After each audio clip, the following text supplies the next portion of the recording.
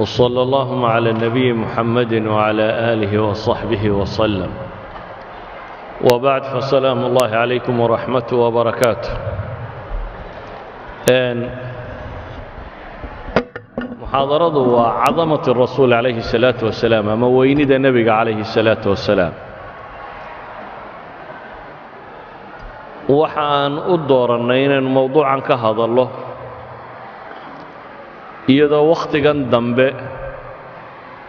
ay badan tahay wax ka sheega nebiga calayhi salaatu wasalaam dhulalka reer galbeedka iyadoo marmarsiiya laga dhigtay xorriyat alqowl u aragnana inaanay wax saxa ahayn waayo nebigu calayhi الsalaaةu wasalaam waxaan u aragnaa inuu yahay acdamu shakhsiya fii taariikhi اlbashariya aadam intuu dhalay calayhi الsalaam ilaa qiyaamaha laga gaadhayo inuu yahay acdam insaan dhulkan ku kor socda maqaayiis kasta oo lagu qiimeeyo marka aan leenahay nebigu calayhi الsalaaةu wasalaam waa acdam insaan qur'aanka iyo sunnadu way tilmaamayaan waxgaradka bini aadamkiina wuu tilmaamaya sidaa awgeed waxaanu arkayaa inay tahay dadka muslimiinta ah ee siiba yurub jooga inay ka mid tahay waxyaabaha looga fadhiyo inay nebigooda calayhi الsalaaةu wasalaam difaacaan oo qaabka u roonay loo difaacayana ay ka mid tahay in weynidiisa la soo bandhigoo la muujiyo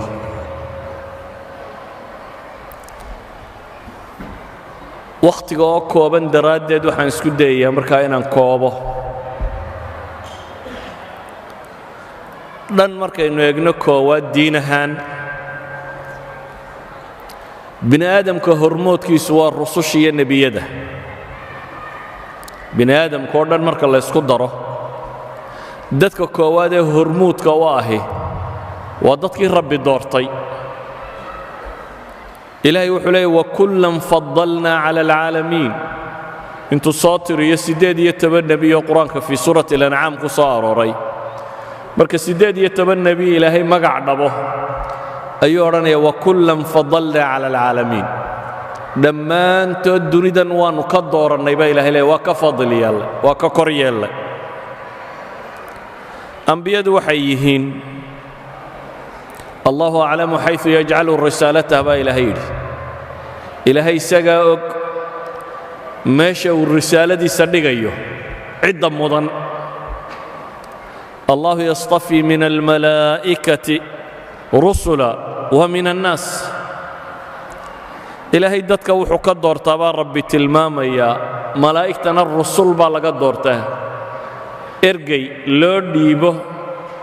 إلهي سبحانه وتعالى الرسالة دي ساما وركي سسيو بن آدم كو قارسيو بن آدم كينا إلهي الرسول بو كدورتا نبي الله محمدنا إلهي بقرآن كينوت المامين يا محمد رسول الله قال الرسول كينو يهي صدرات أيها الحبة رسالته إن إلهي بشر كوردن إنتو أغا قف كم إذا ودورته أو دورته كلها ضليا إنو النقضي الرسالة دي سودي بيو ابن آدم كلا قارسينيه laba wax bay wadatay dhan waa tashriif waa maamuus iyo qadarin tilmaamaysa qofkani bini aadamka kale inuu ka mudan yahay dhanna waa takliif waa xil iyo mas'uuliyad la saarayo idan rusushu labadaba waa wadayiin dhan waa mukallifiinoo takliif baa la saarayaa bini aadamkan inay gaadhsiiyaan risaaladii alle soo diray dhanna waa tashriif waa maamuus la maamuusayo ilaahay intuu khalqiga eegay inuu iyaga ka dhex doortay waa maamuus waxa ugu filan nebi maxamed markaa maamuus calayhi salaatu wasalaam إن إلهي تلمام يملأ إلى أعلى إن يساق صليان إن الله وملائكته يصلون على النبي يا أيها الذين آمنوا صلوا عليه وسلموا تسليما اللي هي ملائكتي سبحان ربي لي سبحانه وتعالى وحيكون صلينا يا النبي محمد عليه الصلاة والسلام إلهي الصلاة ديسو وأن حريستيسي ملائكتنا والدعاء يا أمان مؤمنين تنوح على ليد النص دوك لك عليا إذا النبي محمد عليه الصلاة والسلام عرك صاروا كما مسيه دولك كركي سنو كما مسيه وأنا قفك إلهي دورتي أو دورتين الرسول نغضه هدان أخرياء آيات كقرآن أي حادثة كصا أروري مسألة سئات بيوتربدين بل وحا تربضا نصوص التلمام سين الرسول شكلك مدنيه marka tabaqada bini aadamka kale la iskala yimaado ee la yimaado tabaqada nabiyada iyo rususha qura tabaqada dhexdeeda inuu ka mudan yahay oo ilaahay si gaar ah isaga u tilmaamay ay nusuustu tilmaamaysaa waa ka xadiiثu al-isra wal mi'raj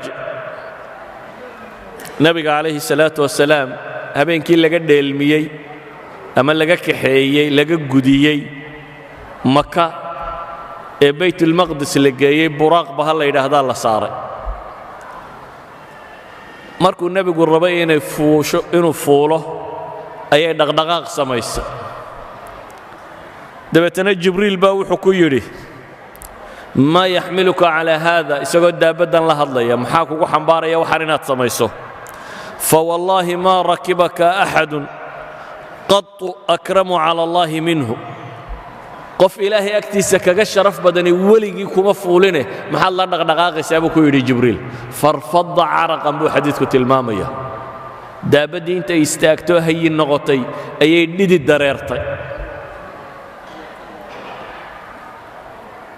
إذا النبي عليه الصلاة والسلام إلهي قرآن كتلمامية عقل جيسا فكرة ديسا أركت ديسا موقال كيسا قرآن بدن oo tilmaamaya jira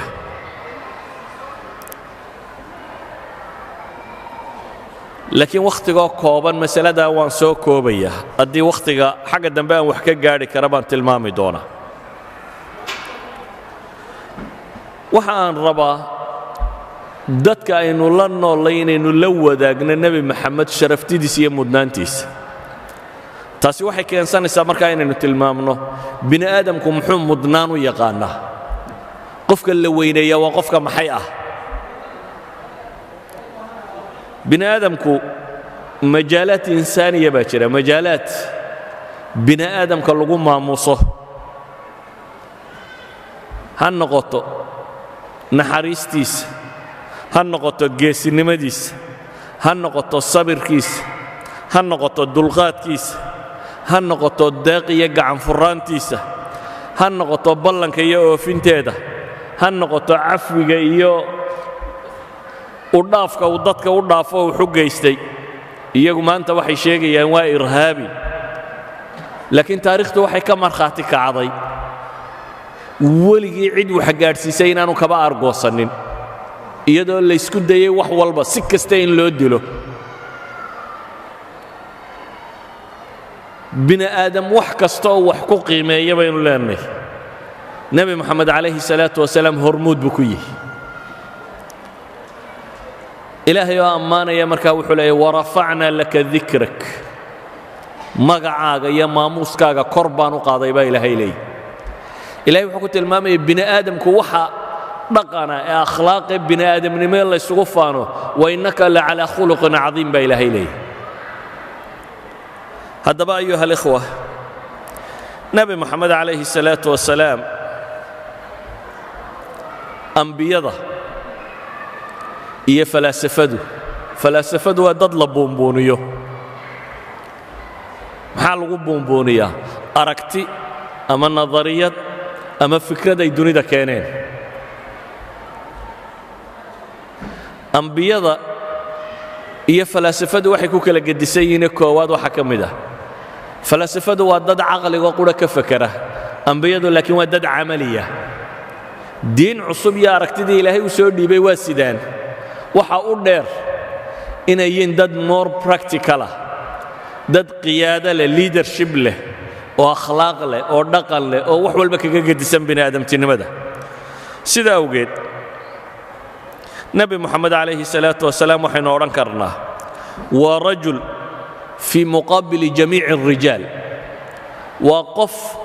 hormood u ah bashariyadoo dhan oo la hordhigi karo bini aadamka. weliba intaa waxaynu ku daraynaa wuxuu nebigu kaga gedisan yahay calayhi salaatu wasalaam bashariyada inteeda kale. isaga wax u qarsoon baan jirin. maxaan uga jeedaa? bini aadamka la maamuuso had iyo goor qayb noloshiisa ka mida si fiican looga warhayaa laga tilmaamaa. maalan nin dagaalyahanoo geesiya haddii la soo qabto bini aadamku uu dagaalyahannimo ku maamuuso, inta badan taariikhda laga hayoo dhamme waxay u badan tahay dagaalyahannimada. laakiin taariikhdiisa kale ee bini aadamnimo oo dhan lama magacaabo. nebi moxamed calayhi salaatu wasalaam taariikhdiisu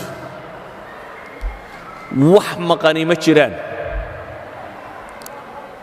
waxa qoran wuxuu cuni jiray, wuxuu xidhan jiray, musqusha siduu u geli jiray, musqusha markuu gelaya labada adinkuu horraysiin jiray, musqusha markuu ku jiro gacantuu isticmaali jiray ee wax iskaga maydhi jiray. yacni qof noloshiisa wax qarsoonay aanay ku jirin. waxa qoran kabihiisu intay leekaayeen, cidhibta iyo xagga hore midkay u buuraayeen, indhal inay lahaayeen iyo inaanay lahayn,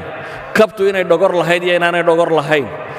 saddexda qayboodee kabtu u qaybsanto dhexda iyo xagga hore iyo xagga dambe mid waliba inta ay leegtay nebi moxamed way qorantahay calayhi salaatu wasalaam. waxa qoran wuxuu maro qaatay midabkay lahaayeen, waxa qoran wuxuu cunno cunay, waxa qoran wuxuu meel istaagay, waxa qoran wuxuu dagaal galay, waxa qoran wuxuu qof bini aadama la hadlay, waxa qoran wuxuu cibaadaystay, waxa qoran wuxuu ummad hoggaamiyey, waxa qoran noloshiisa oo dhan baa makshuufa. dabeetana waxaa la leeyahay waa taa taariikhdii nebi maxamede bal meel ceeb le ka soo saara. qof aan taariikhdiisa waxbaba qarsoonayn ee wax wal oo noloshiisa ka midiba uu ritan yahay oo la tilmaamayo meel ceeba ka soo saara. walidaalik baa taariikhyahankii ingiriis ee toynbee, arnold toynbee, waa qarnigii 20aad baan odhan karaa taariikhyahankii ugu weynaaye reer galbeed lahaayeen. waa ninkan leh taariikh alxadaaraat, ilaa 27 xadaaro oo bini aadamka soo maray buu taariikhdooda u qoray. calaa kulli xaal waa mustashriqiinta ugu waaweyn buu ahaa. toynbee ayaa wuxuu leeyahay kuwa raba inay dersaan taariikhdii nebi maxamedow waxaa helaysaan buu leeyahay sayajiduuna amaamahum min alasfaari maa laa yatawaafar miluhu lilbaaxiثiina fii xayaat أyi nebiyin min alambiyaa. waxaa helaysaan buu leeyahay taariikhda nebi maxamed kutub dhan baa helaysaan buu leeyahy oo aydan weligin ka heli karin nebi kaloo taariikhda ka midoo intaa laga haya aanay jirin. innanii adcu alcaalam buu markaa leeyahy dunida waxaan ugu yeedhayaa in mabda'ah walaalnimada iyo sinaanta laga qaata buu leeyahay islaamka ayaan dunida ugu yeedhayaa. waayo buu leeyahay caqiidatu tawxiid, caqiidada ilaaha keliga sheegaysa ee uu islaamku la yimi waa arwac اlamila calى fikra tawxiid اlcaalam. waa tusaalaha ugu fiican ee bini aadam dunida ku nool lagu midayn kara buu tilmaamaya. waina fii biqaa'i اlislaami amala lilcaalami kulih. waaridda uu islaamku waaraana rajay u tahay buu leeyahay dunidoo dhan.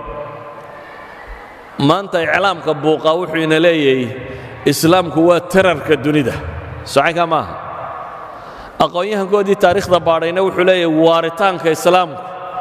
wuxuu amal u yahay, wuxuu rajo u yahay buu tilmaamaya bini aadamnimada. waxa nebi maxamed muslim ka sheegay waxaan rabaa inaan ka tago, waayo ummad waliba geesigeeda iyo batalkeeda iyo nebigeeda dee waa ammaanataa. waxaa laga yaabaa inaad tidhaahdaan markaasi dee waa dadkii rumaysanaa oo ammaanaya. waxaan isku dayayaa waxa aan soo qaataa inay u bataan, kadib baan qur-aanka dib ugu noqon haddii alla yidhaahdo. laakiin waxaan isku dayayaa waxaan soo qaadanayaa inuu u bato waxay aqoon-yahankooda qoreen. weliba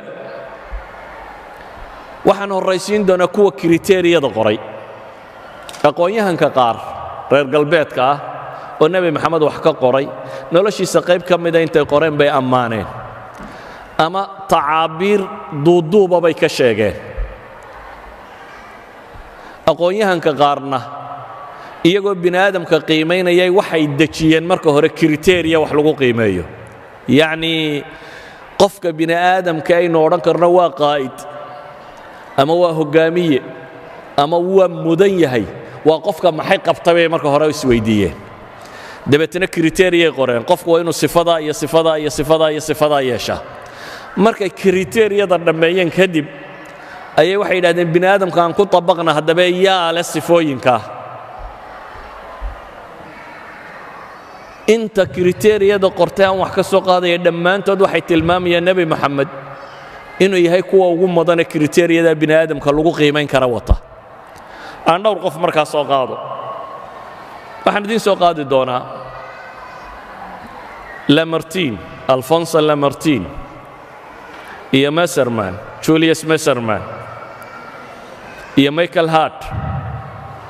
iyo professor ro krishna waa afar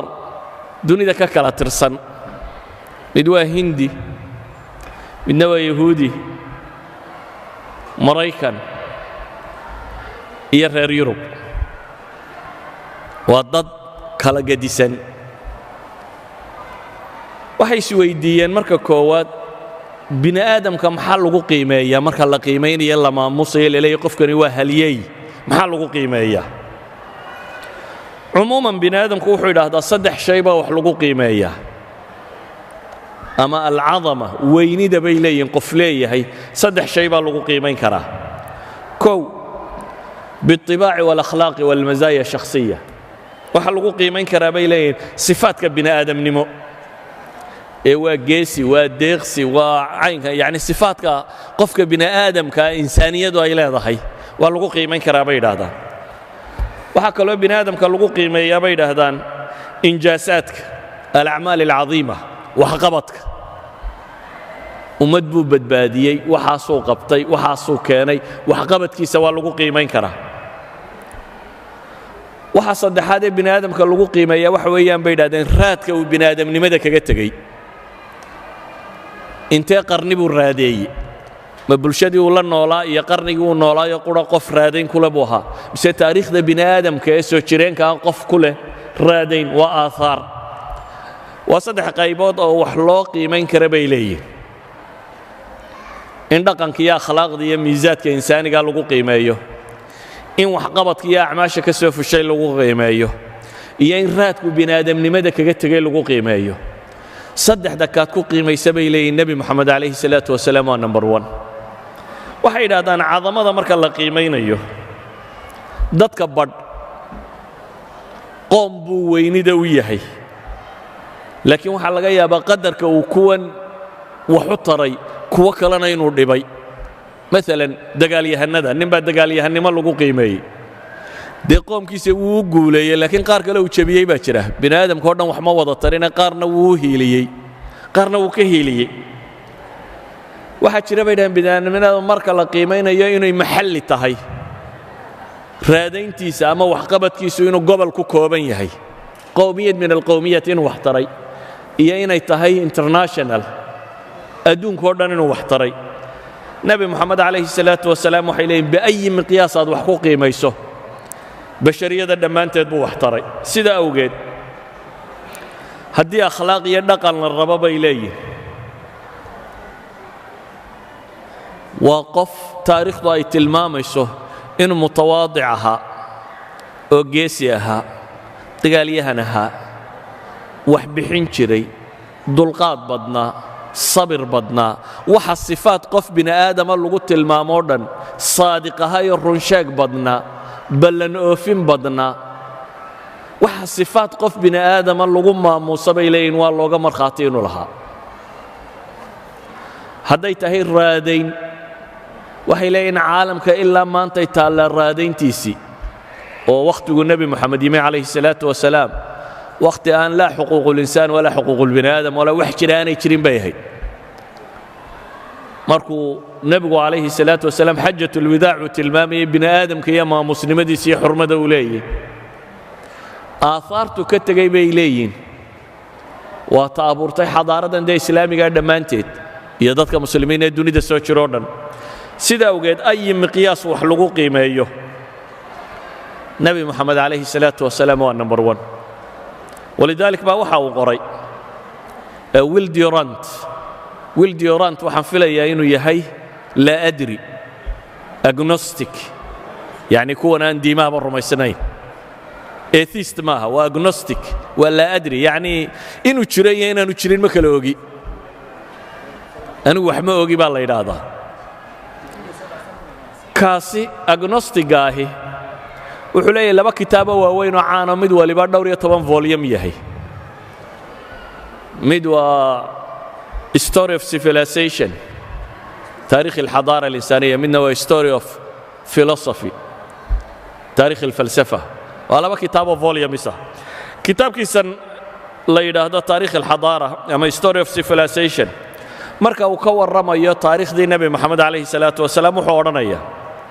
وإذا حكمنا على العظمة بما كان للعظيم من أثر في الناس قلنا إن محمداً كان أعظم عظماء التاريخ فقد أخذ على نفسه أن يرفع المستوى الروح والأخلاق لشعب ألقت به في دياجير الهمجية حرارة الجو وجدب الصحراء وقد نجح في تحقيق هذا الغرض نجاحاً لم يدانيه فيه أي مصلح آخر في التاريخ وحوليه haddaynu weyni ka warranna iyo qof bini aadama weynidii oo aynu ku qiimayno raadka uu bini aadamka kaga tegey nebi moxamed wuxuu yahay buu leeyahay kaana acdamu cudamaa'i taariikh dadka ugu waaweynee taariikhda la tilmaamo kooda ugu sii weyn weeyaan buu leeyahay dadka ugu waaweyn cudamaa'i taariikh markaynu meel isla dhigno cudamadabuu cadiimkooda yahay ayuu ka ugu wen yahay buu tilmaamaya waayo buu yidhi shacab ku nool dhul kulul oo aan wax dhaqana wadanin carabtii jaahiliyaduu tilmaamaya ayuu intuu noloshaa ka saaray wuxuu gaadhsiiyey buu leeyahy nolol bini aadamku tuu ku rayreeyo nololaha ugu sarreeya ka mida buu gaadhsiiyey waxaan jeclay inaan u soo noqdo dadyawa kale wararkooda laakiin bal nimankii kriteeriyada qaatay aan iyaga warkooda horraysiiyo waxa uu yidhi michael head aan soo qaato mar koowaad michael head waa nin maraykan ah asal ahaan yuhuudiya naaso researcher ka ahaan jiray professor of physics ahaan jiray jaamacaadka takhasusaad badan leh waa maths waa physics waa astrophysics waa computer science iyo law shantaas subject ba takhasus buu ku leeyahay shantaba degree buu ku sitaa waa professor jaamacadeed buugaag buu leeyahay ugu caansan yahay buugga la yidhaahdo the 100 boqolka buugga la yidhaahdo buuggan 100ku waxa uu ku tilmaamayaa boqolka qof ee bini aadamka ugu raadaynta badan the most influential persons in the history of mankind ayuu tilmaamaya boqolka qof ee ugu raadaynta badan bini aadamka waa bug 500,000 copy laga iibiyey ilaa 15 luqana ku tarjuman ninkan odagii markuu masaladan ka warramayo isagu markuu isa sifaynayo wuxuu isku sifeeyey inuu yahay jeffersonian liberal jefferson waa madaxdii soo martay maraykanka nin ka mid ah nin liberaloo isku sifaynaya laakiin qolada isaga radidaa markay sifaynayaan waxay ku sifaynayaan inuu yahay conservative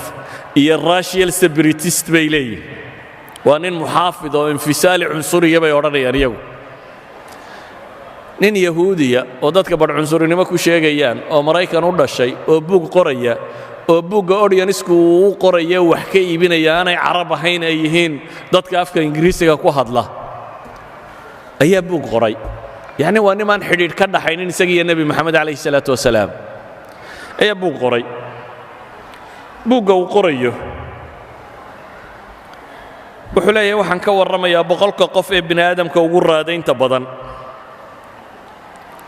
saddex shardi baanan u dhigay shardiga koowaad qofkani waa inuu qof xaqiiqi yahay buu tilmaamayaa yacni xaqiiqiga maxaa looga jeedaa waxay leeyihin taariikhda bini aadamka dad baa iska jira ustuura loo malaynayo iminka xakiimu siin oo kale lawtso nin la yidhaahdaa jiro chinese ay xikam ka soo naqliyaan waa sida cigaal shidaadkeennoo kale qof jiray ma aha mise ma ahayn ayay ku muransan yihiin marka wuxuu leeyahay qofku waa inuu horta aanu noqonin dadka aan laba garanaynine qof xaqiiqiyo la garanayo waa inuu yahay waa marka labaade buu yidhi waa inuu noqdaa qof raad badan nolosha kaga tegey raad badan nolosha kaga tegey waxaan uga jeedaa buu yidhi xataa raadku ha xumaado ama ha samaado walidaalika dadka uu boqolka uu leeyahay bini aadamkay ugu raadaynta badnaa hitler baa ugu jira hitler raadayntuu dunida raadeeyey waa maxay dhib buu ku raadeeyey dee wuxuu ku caanbaxay mushkilad markaa wuxuu leeyahay bal adigu bini aadam waxaad doonto ku raadee ama waali ka warkeene ama wanaag ka warkeene boqolka qof ee bini aadam ugu raadayn badan baan rabaa waxaa kaloo uu tilmaamay inuu noqdo qofkaasi aharkiisu ahar iqliimiya inaanu noqonina inuu noqdo maxay ahar caalamiya dunidoo dhan inuu raad ku samayn karo buuggiisa markuu qorayay markaa wuxuu yidhi saddexdaa qiimaynood marka aan ku qiimeeyo qofka bini aadamkee ugu mudan basharka dunida soo maray oo dhammi waa nebi maxamed buu leeyahay calayhi salaatu wasalaam number 1 waxayaa buu yidhi nebi maxamed number 2giisa ma taqaanin waa sir isaac newton ninkii physics-ka number 3giisa ma garanaysaa waa ciise nebiyullaahi ciise isagoo yuhuudiya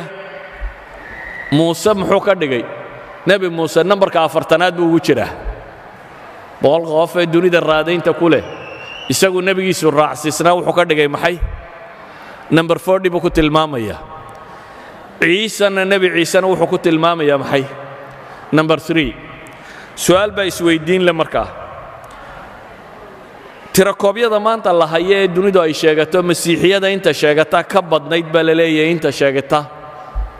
muslimka waay uu ciise number 3 uga dhigay ayaa la weydiiyey maxaad ciise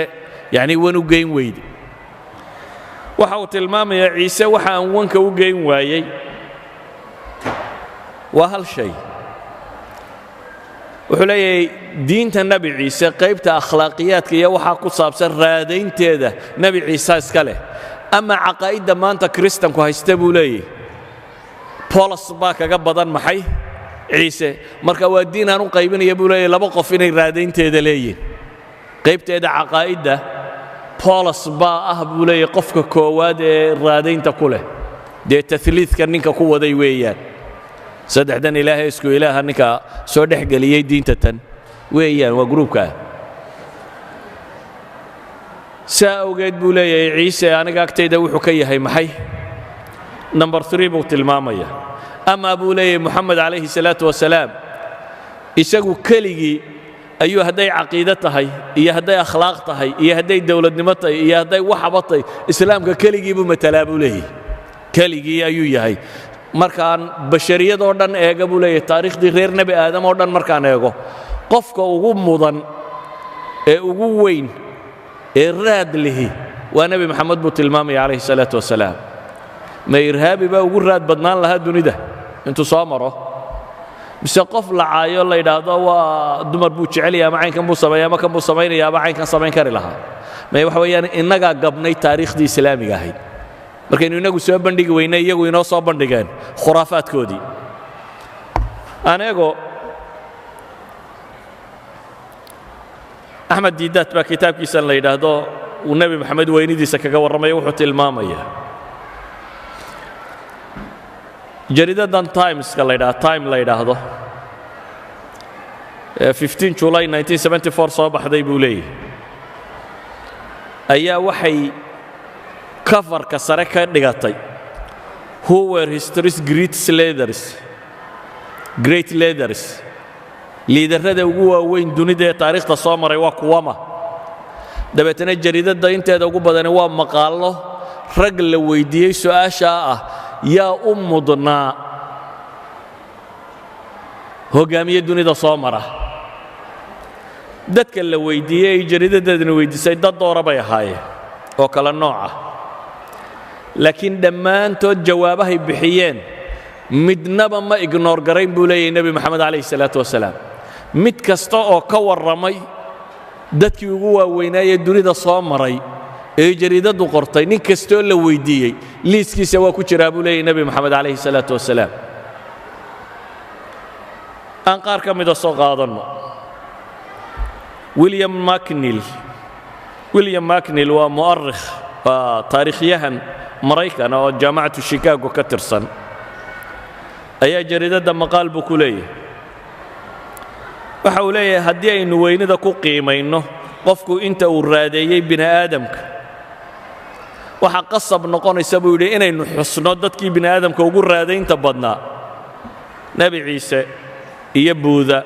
iyo moxamed iyo confucius ambiyadan dunida soo martay buu isagu leeyahay diimaha maanta joogee waaweyn ee dunida soo maray ambiyadoodii ala xaddi qowlihii weeyaan soo isagu sheegay ayaa ugu raadayn badan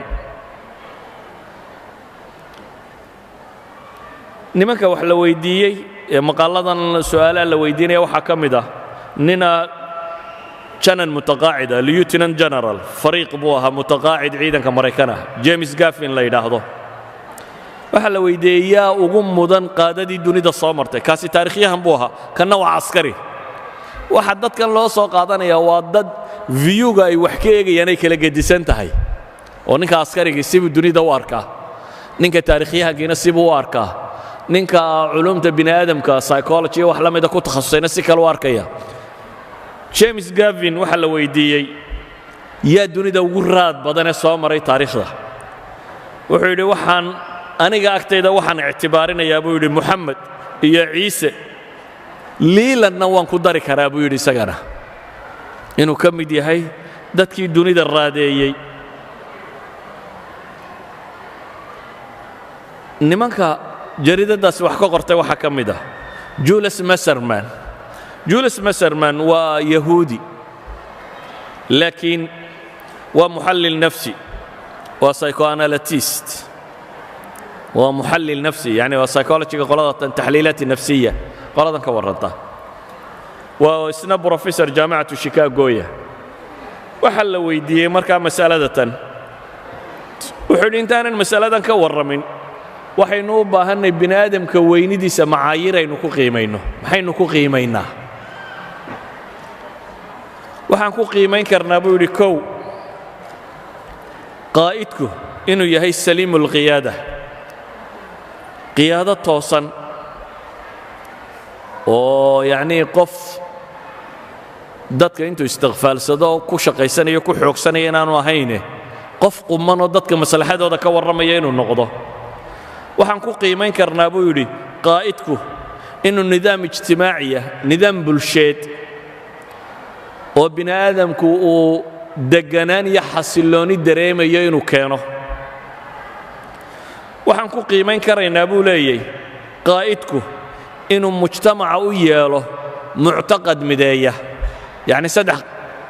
kriteria saddex shay buu keensaday midi waxa weeyaan bulshadiisa inuu homogeneous group ka dhigi karo bulsho afkaarteeda isku dhadhowday ama midaysan laba wuxuu ku tilmaamay nidaamkiisu inuu yahay nidaam bulshadu nabadgelyo iyo deganaansho iyo xasillooni keenaya ka saddexaadna wuxuu ku tilmaamay inaanu danaysta ahayna dadka maslaxadooda qof wada inuu yahay saddexdaa shay haddaan wax ku qiimeeya buu leeyahay waan bini aadamkii dunida soo maray ku eego lacalla acdamu qaa'idin buu markaa yidhi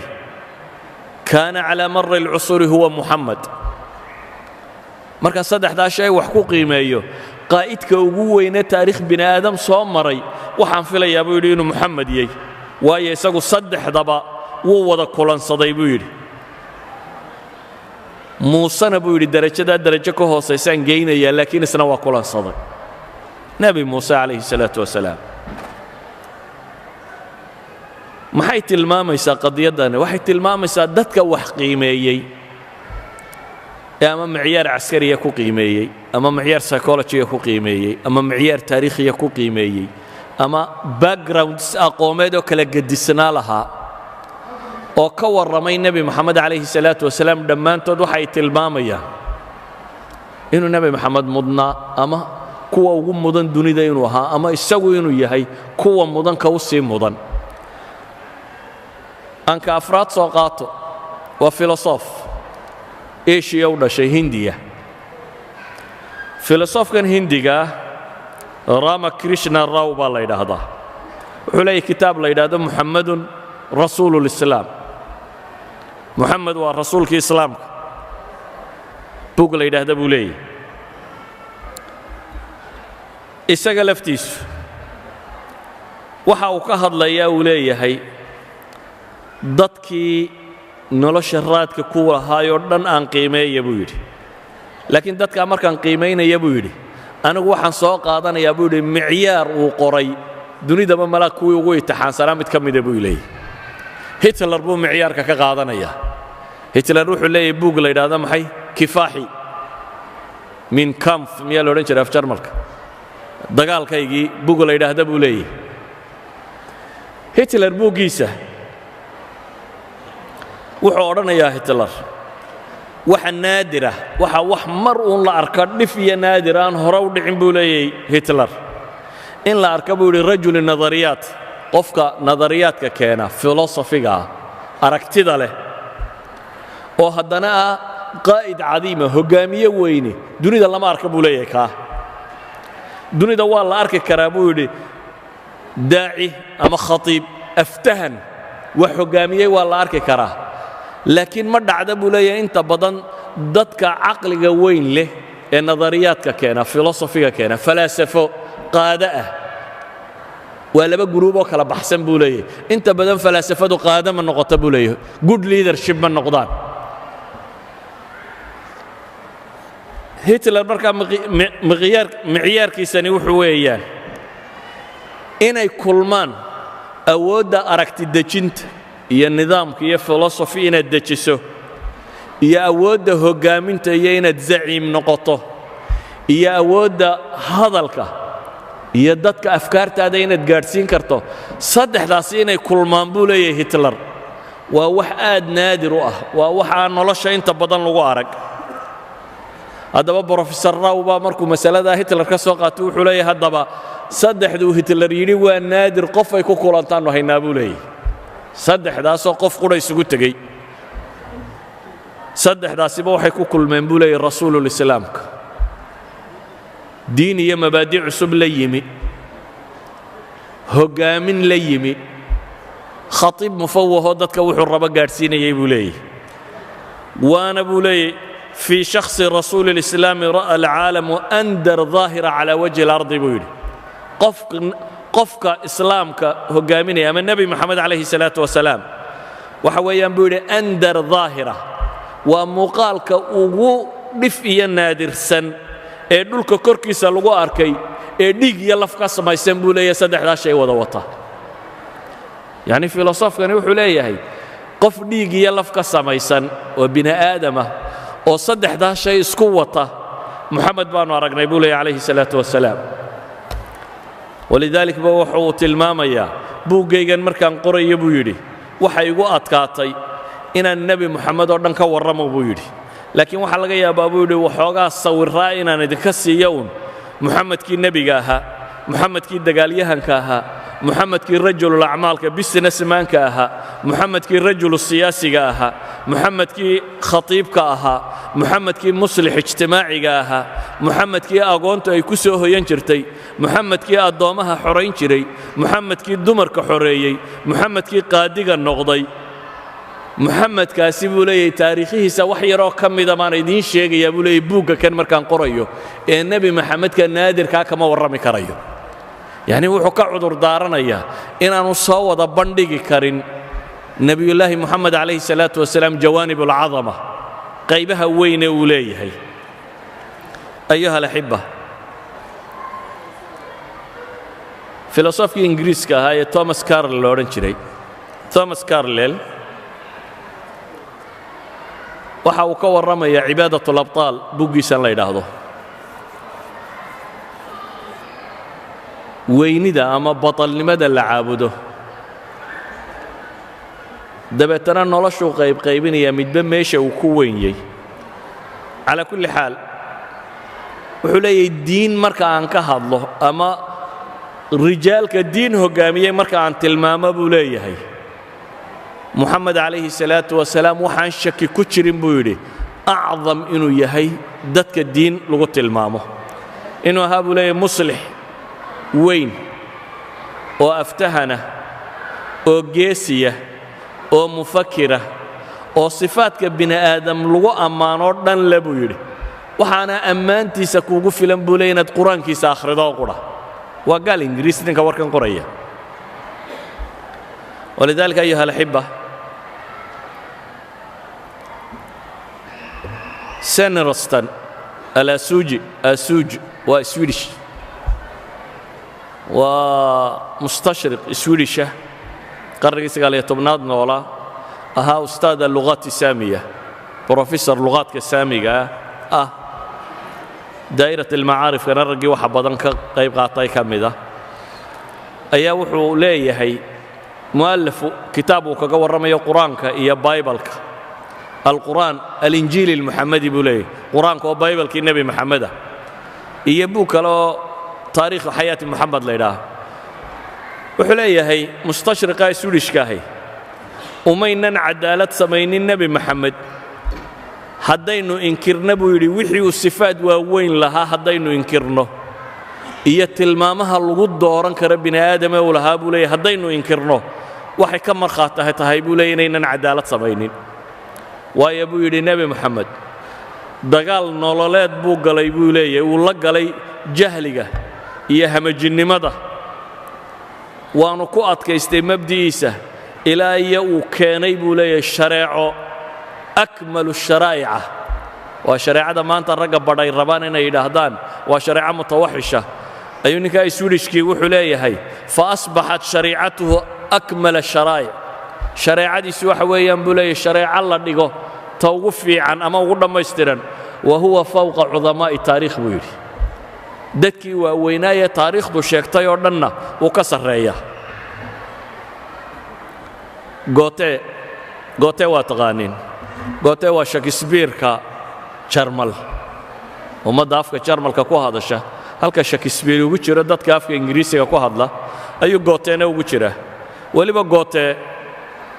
shakespeare waxyaabo aan gabayga ahayn buu geli jiray gooteeye uu dheer yahay gootee baa wuxuu leeyahay haddaynu reer yurub nahay buu leeyahay wax allaaliya waxaynu afkaar hayno oo dhammi ma gaadhaysa buu leeyahay tuu maxamed gaadhay waa gootee baa wuxuu isbarbardhigayaa aaraad iyo afkaarta reer yurubka iyo nabiyullaahi moxamed calayhi salaatu wasalaam wuxuu dunida keenuu isdhinac dhigaya deetana wuxuu leeyahay haddaynu reer galbeed nahay mafaahiimteennoo dhammi ma gaadhayso ilaa maa wasala ilayhi moxamed wa sawfa laa yataqadam calayhi axadun buu leeyahay mustaqbalkana ma filayo cid dhaafi doonta inay jiri doonta buu leeyahay waa gooteegii jarmal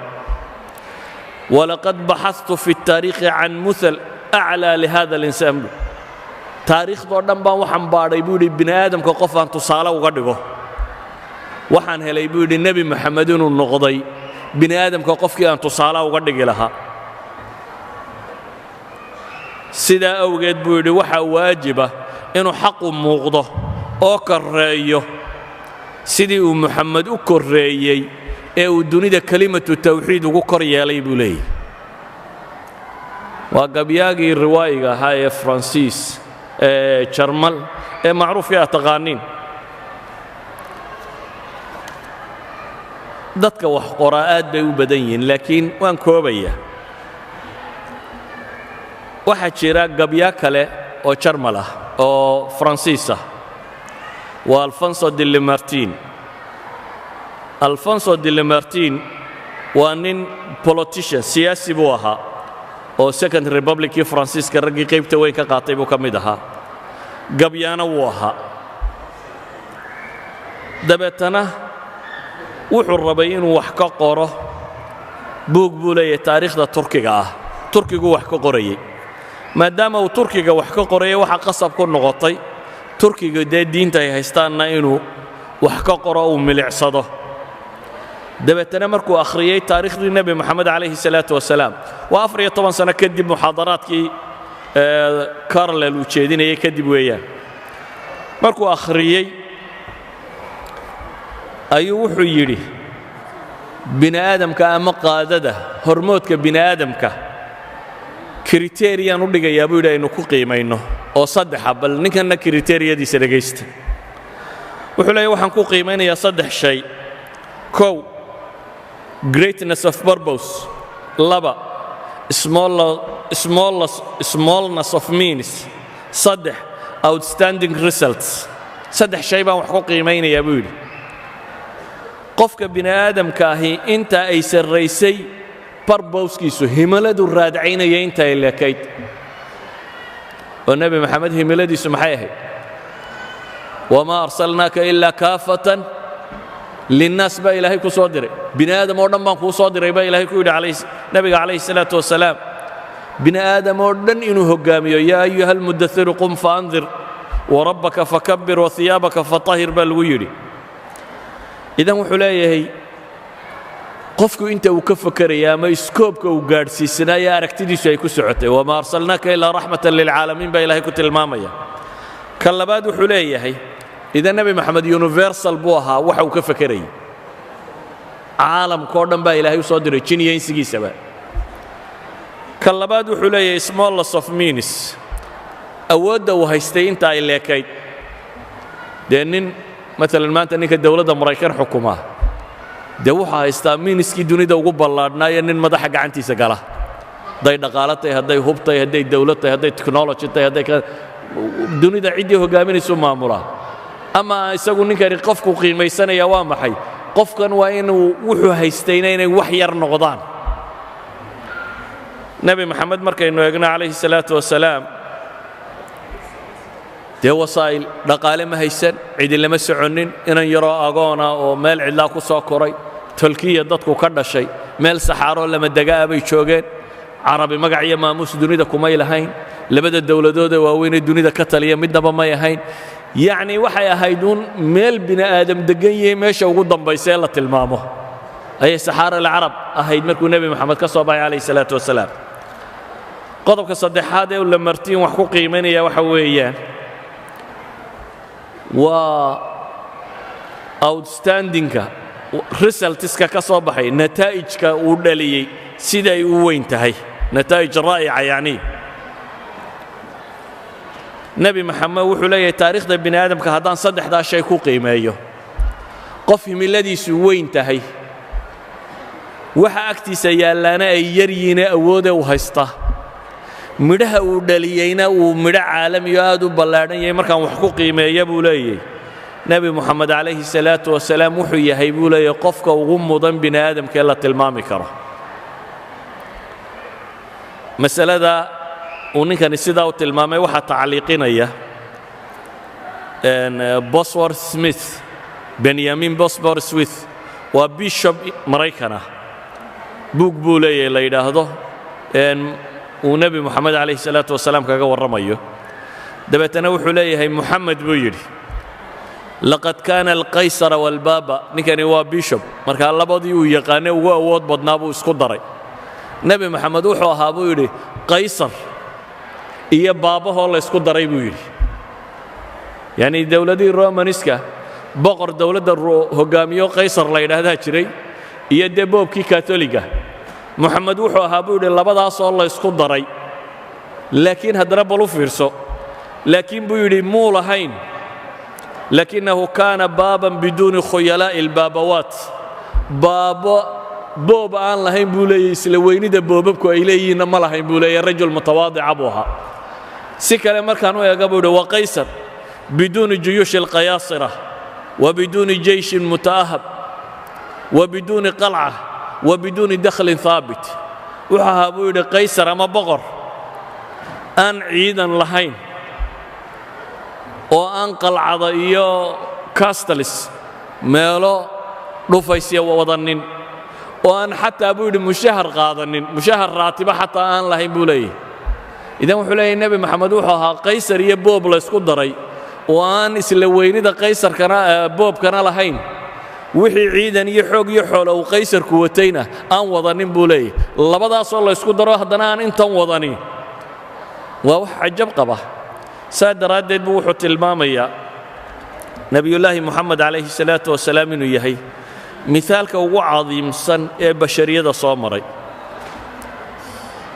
linardo ayaa isna wuxuu tilmaamayaa leeyahay muxamed ina muxamadan acdamu albashariya qaatiba asdaq insaanin wujida calaa wajhi اlardi buu leeyahy nebi moxamed waa qofkii ugu weynaayee dunidan soo maray waa insaankii ugu run sheega badnaa ee dunidan soo maray ayuha alaxiba waxaa idinku filan soo ma ogdin united nationku inay leeyihiin kulliyad ku taalla talyaaniga toronto bay ku taallaa oo kulliyo leadershipka lagu dhigo oo leadershipka yacni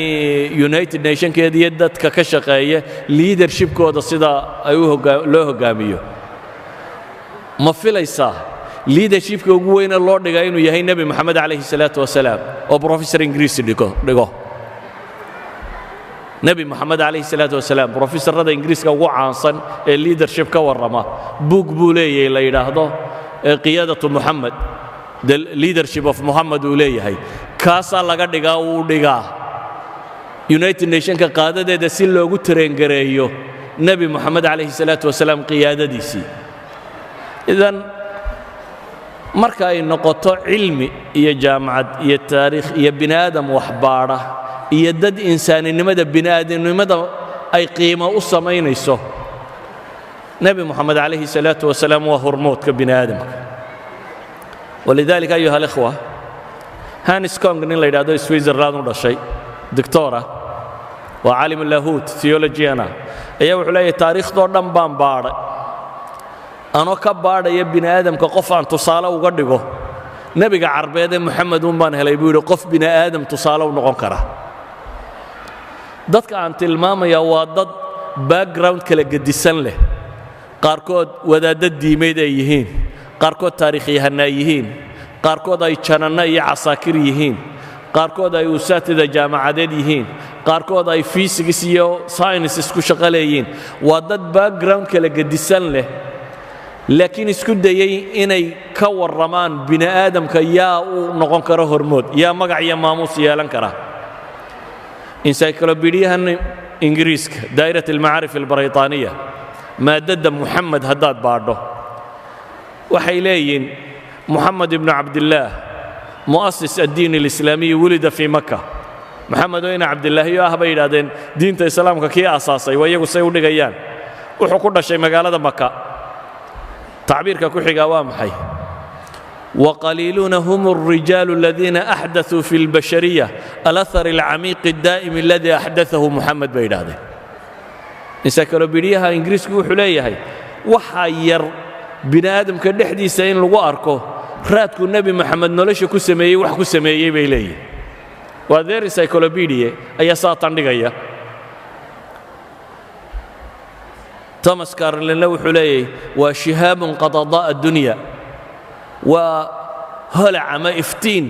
dunidoo dhan ifiyey buu ku tilmaamaya ayuha alaxiba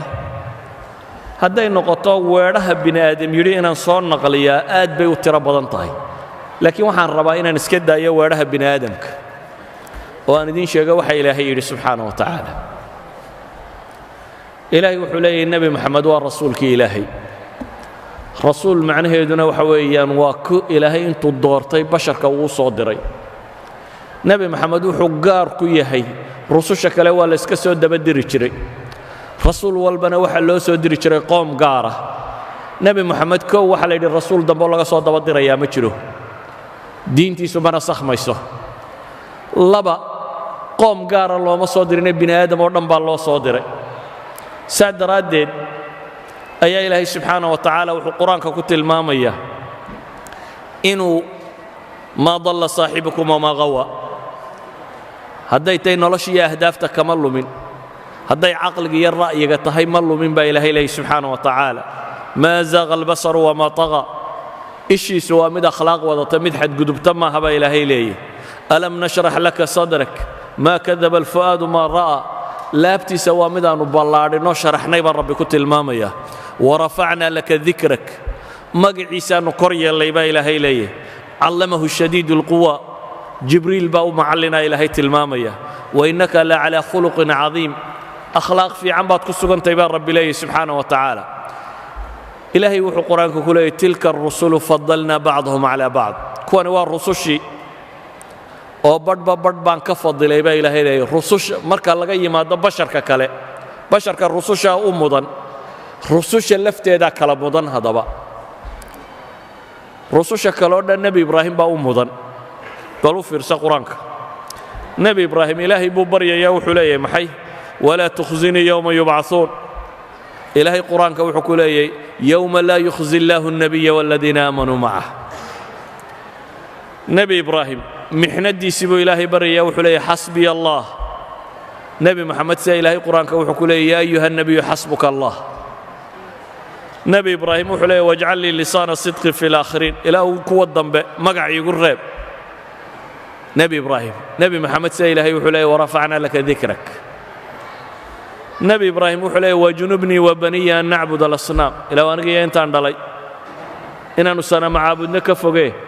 nebi moxamed sida ilaahay wuxuu leeyahy innamaa yuriidu allahu liyudhiba cankum alrijsa ahla albayt wayutahirakum tahiira nebiyullaahi muusa wuxuu leeyahy rabbi sharax lii sadri ilaahayna nebi moxamed wuxuu leeyahy alam nashrax laka sadrak nebi muuse wuxuu leeyahy wayasir lii amri ilaahayna nebi moxamed wuxuu leeyahy wanuyasiruka lilyusra nebi muuse wuxuu leeyahy uxlul cuqdata min lisaani ilaahayna nebigiisa wuxuu ku leeyahy fainnamaa yasarnaahu bilisaanik nebi muuse wuxuu leeyahy wacajiltu ilayka rabbi litarda ilaahayna wuxuu leeyahy lacallaka tardaa baa moxamed lagu leeyahy calayhi الsalaatu wasalaam idan alxasan ibnu اlfadl baa wuxuu leeyahy qur'aanka nebi laba sifo ilaahay leeyahy la ysugu daray ma jirta buu leeyahy nebi moxamed mooyaane ilaahay qur'aanka wuxuu ku leeyahy ina allaha biاnnaasi lara'uufun raxiim nebiyullaahi moxamedna ilaahay wuxuu leeyahy bilmu'miniina ra'uufun raxiim aayaadkaasi aynu tilmaamaynaa waxa ay sheegayaan mudnaanta uu nebi moxamed ku dhex leeyahay ambiyada dhexdeeda bale qur'aanku nebiyada kale magacoodaa loogu yeedhay yaa nuuxu yaa huudu yaa muusa baa ku soo aroortay ama nebi moxamed ilahay wuxuu leeyahy yaa ayuha nabiyu yaa ayuha arasuulu baa u soo aroortay yaa moxamed kuma soo aroorin qur-aanka tashriifan lahu bay culammadu yidhaahdaan marka aynu tilmaamno qur-aanka ku soo arooray nebiga calayhi الsalaatu wasalaam iyo ammaantiisa ayaa ammaan ugu filan laakiin weedhahan kale waxaan u soo qaadanayay uun inta aan qur-aanka rumaysnayni ee rumaysan maqaayiis kaloo bini aadamku wax ku qiimeeyaa buu leeyey inaynu u tilmaamno bimaqaayiisikum buu nebi moxamed yahay ka mudan marka lagu eego maqaayiista bini aadamka amaa haddii loo baahan yahay nebi moxamed si dhaba loo qadariyo waxa ku filan qur'aan iyo xadiis wixii ku soo arooray walidaalik ayaa nebiga calayhi الsalaatu wasalaam waxa uu tilmaamaya inuu yahay sayid waladu aadam waxaan ahay buu nebi moxamed leeyahay aadamba intuu dhalay sayidkoodii walaa fakhr faanna kuma jiro bale waxa uu nebigu inoo sheegaya calayhi الsalaatu wasalaam aakhiro liwaa'i alxamd keligii inuu shafeeco qaadi doono marka cid walaba ay isdhaafiso shafaacat alkubra inuu isagu yahay maxay liwaa'i alxamdi ka qaadi doona ee shafeeco qaadi doona nusuusta qur'aan iyo xadiidtaa ka badan weedh bini aadam sheegay oo dhan haddii aynu soo ururino takfiina iyada aynugu filan laakiin maadaama aad la degantihiin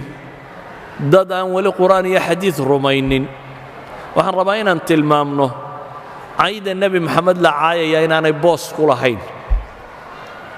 bale xagjirnimada reer galbeedka qaybo ka mida waxaa ka mid ah maanta france inaad maxraqadii yuhuudda wax ka sheegtaa waa xadhig kuwii wax ka sheegayna waa la xidha maalan qaar taariikhda qore qaar ka mida waxay yidhaahdeen 60 milyan may gaadhaynin dadkii yuhuudda meesha lagu dilay cilladu waa maxay daliilkiinnu waxay yidhaahdeen yuhuuddii jarmalka iyo intan degganaydba 6 milyan ma gaadhaynin taariikh ahaan markaannu xisaabinno saa daraaddeed 6 milyan hadda may odhannin lama gubin waxay leeyihin tiradaa inta ka yar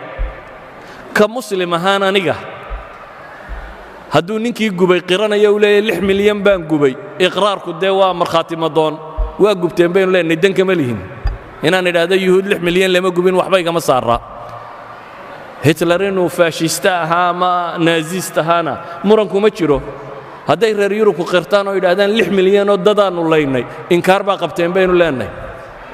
ma waxaan u difaaca ma yaallo laakiin waxaan tilmaamayaa in la yidhaahdo mas'alo dhacdo uun xaqiiqo min xaqaa'iq dunya ka mida haddaad ka hadashana bini aadam dhaawac bay gaadhsiinaysaa yuhuud la yidhaahdo 15 milyan dunidoo dhan markay joogaana nebiyullaahi moxamed oo 2 bilyan oo qof rumaysan tahay marka la caayana waa xorriyatulkalaam inay noqotiyo xorriyatulqowl oo maxaa tan kale xorriyatulqowl u noqon weyday waa marka lagu doonayo soomaalidu maxay odhan jirtay la jiifiyaano bannaan wadaad baa ul taagay bay soomaalida odhan jireen marka la rabana waxaa la odhan jiray la jiifiyaano bannaan waa la jiifiyaano bannaan sida u taalla miidiyaha iyo bulshada iyo waxoo dhammi wixii aanay doonaynin indhaha way ka laabtaan ninka reer galbeed ee waxgaysta malafkiisaa la baadhaayo maalinuu dhakhtar ma tegey dad buu leeyahay haa wuu waallaa beri buu dhakhtarka la kulmay adiga ka waalani hadduu wax dilo waa muslim terrorist ahaa hadduu waalan yahay uu ka soo baxo meesha uu ka soo baxo cidi faylkiisa dib uma eegto idan waa la jiifiyaano bannaan baynu leenahay laakiin taasi waxay isbedeli kartaa markaad adigu hadasho markaad adigu muctaqadkaaga iyo diintaada difaacato markaad adigu soo bandhigto nebi maxamed wuxuu ahaa calayhi salaatu wasalaam laakiin haddaad adba xishoonayso isleeday talow nebigii miyaad dee ma doodi karaysid maxaad tidhaahdaa haddaanad adba nebigaagii garanaynin dee ma difaaci karaysid waa marka labaad haddaanu adiga qalbigaaga ku weynayn dee dadka kale wuu weynaa kama dhaadhicin karaysid hadduu adiga qalbigaaga ku weyn yahay gaalkan yare dhafoorrada xiirtay oo aad dhafoorrada ka daba xiiranayso oo gaalka surwaalka dabada dilaaciya waa qalbigaaga ku weyn yahay aadna surwaalka dabada dilaacinayso laakiin haddaad cumaamad ama koofiyad xidhato nebi armaad u ekaataabaad silada yaan dadku ku garanin sacinka maaha yaan dadku ku garanin ee koofiyadya idan hadduu agtaada ku weynaan waayo adigu waxaad rumaysnayd adigu diinkaagii iyo waxaad rumaysnayd hadduu agtaada ku weynaan waayo dadka kale agtooda nebi maxamed ha ku weynaado suurtagal maaha markaynu innagu nebi maxamed weynayno calayhi salaatu wasalaam ayaa dadka kalena weynaynaya innagay xilkeenna tahay markaasi dadka in badan baan ogaynba wuxuu ahaa intaanaan ka warramaynaa waa in taariikh baadhay oo wax baratay oo wax eegtay laakiin dadka inta badan dee miidiyahaasaa u warrama maalinna sawir yaroo qaldan soo saaraya maalinna hadal qaldan soo saaraya kaasaa u warramaya markaa dadku saasay u rumaysan yihin idan waa xil idinka idin saaran inaynu bashariyada u sheegno nebi maxamed inaanu weynaynoo qurhe inuu yahay rasuulkii loo soo diree badbaadin lahaa aakhiriya adduunba inuu muxamed yahay calayhi salaatu wasalaam sala allahuma cala nabiyi muxamedin wcala alihi wasaxbihi wasalam walxamdu lilaahi rabbi alcaalamiin